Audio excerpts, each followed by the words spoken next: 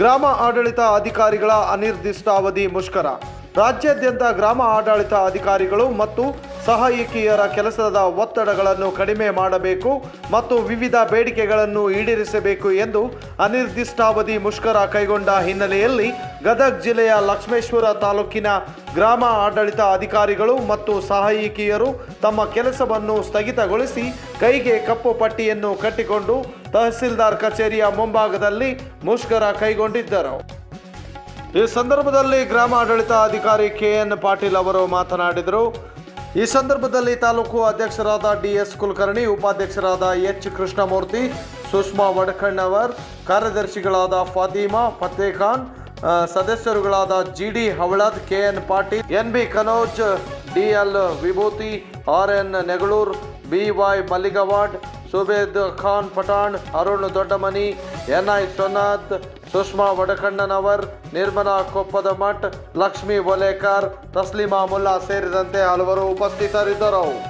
ಗ್ರಾಮ ಪಂಚಾಯತ್ ಆಡಳಿತ ಅಧಿಕಾರಿಗಳು ತಮ್ಮ ಒಂದು ವಿವಿಧ ಬೇಡಿಕೆ ಈಡೇರಿಕೆಯಾಗಿ ಅನಿರ್ದಿಷ್ಟ ಅವರಿಗೂ ಮುಷ್ಕರ ಕೈಗೊಂಡಿದ್ದಾರೆ. ಅವರು ಏನು ಹೇಳ್ತಿದ್ದಾರೆ ಕೇಳೋಣ. ಏನು ಹೇಳ್ತಿದ್ದಾರೆ ಇವತ್ತಿನ ಮುಷ್ಕರ ಅದರ ಸಂಬಂಧ? ಇವತ್ತಿನ ದಿವಸ ರಾಜ್ಯಾದ್ಯಂತ ಎಲ್ಲ ನಮ್ಮ ಗ್ರಾಮ ಆಡಳಿತಾಧಿಕಾರಿಗಳ ಸಂಘದ ವತಿಯಿಂದ ರಾಜ್ಯಾದ್ಯಂತ ಮುಷ್ಕರ ಕೈಗೊಂಡಿದ್ದೇವೆ. ನಮ್ಮ ಬೇಡಿಕೆ ಏನಂದ್ರೆ, ನಾವು ಈಗಾಗಲೇ 17 ಆ್ಯಪ್ಗಳ ಮುಖಾಂತರ ಹಲವಾರು ನಮ್ಮ ಇಲಾಖೆಯ ಜೊತೆಗೆ ಹಲವಾರು ಇಲಾಖೆಯ ಕೆಲಸಗಳನ್ನು ನಿರ್ವಹಿಸ್ತಾ ಇದ್ದೇವೆ ನಾವು. ಆದರೆ ಯಾವುದೇ ಕೆಲಸಕ್ಕೂ ಒಂದು ನಿಗದಿತ ಸಮಯ ಅಂತ ಇಲ್ಲ. ಒಂದಾದ್ಮೇಲೆ ಒಂದು ಕೆಲಸಗಳು ಬರ್ತಾ ಇದ್ದಾವೆ. ಆ ಕೆಲಸಕ್ಕೆ ನಿಗದಿತ ಸಮಯ ಇಲ್ಲ. ಇದರಿಂದ ನಮಗೆ ಒತ್ತಡ ಹೆಚ್ಚಾಗೈತಿ. ಆ ಕೆಲಸ ಮಾಡೋಕ್ಕೆ ನಾವು ತಾಂತ್ರಿಕ ಸಿಬ್ಬಂದಿ ಅಲ್ಲ. ಆ ತಾಂತ್ರಿಕ ಸಿಬ್ಬಂದಿಯ ವೇತನವೂ ನಮಗಿಲ್ಲ. ನಾವು PUC ಮೇಲೆ ನೇಮಕಾತಿ ಮಾಡ್ಕೊಂಡಾರೆ. ನಮ್ಮನ್ನು PUC ಮೇಲೆ ನೇಮಕಾತಿ ಮಾಡ್ಕೊಂಡು ನಮ್ಮ ಕಡೆ FDC ವರ್ಕ್ ಮಾಡಿಸ್ತದಾರೆ, ತಾಂತ್ರಿಕ ಸಿಬ್ಬಂದಿ ವರ್ಕ್ ಮಾಡಿಸ್ತದಾರೆ. ಆದರೂ ನಾವು ಮಾಡೋಕ್ಕೆ ಸಿದ್ಧದೇವಿ, ಕೆಲಸ ಮಾಡ್ತಾ ಇದ್ದೀವಿ. ಆದ್ರೆ ಆ ಕೆಲಸಕ್ಕೆ ನಮಗೆ ನಿಗದಿತ ಸಮಯ ಬೇಕು. ಒತ್ತಡ ಹಾಕೋದು, ಸ್ಟೇಟ್ ಲೆವೆಲ್ ಪರ್ಸೆಂಟೇಜ್ ಆ ತಾಲೂಕು ಹೆಚ್ಚು ಪ್ರಗತಿ ಸಾಧಿಸೈತಿ, ಈ ತಾಲೂಕು ಹೆಚ್ಚು ಪ್ರಗತಿ ಸಾಧಿಸೈತಿ, ಆ ಜಿಲ್ಲಾ ಹೆಚ್ಚು ಪ್ರಗತಿ ಸಾಧಿಸೈತಿ ಅಂತಂದು ನಮಗೆ ನಿರಂತರ ಒತ್ತಡ ಹಾಕ್ತಾರೆ.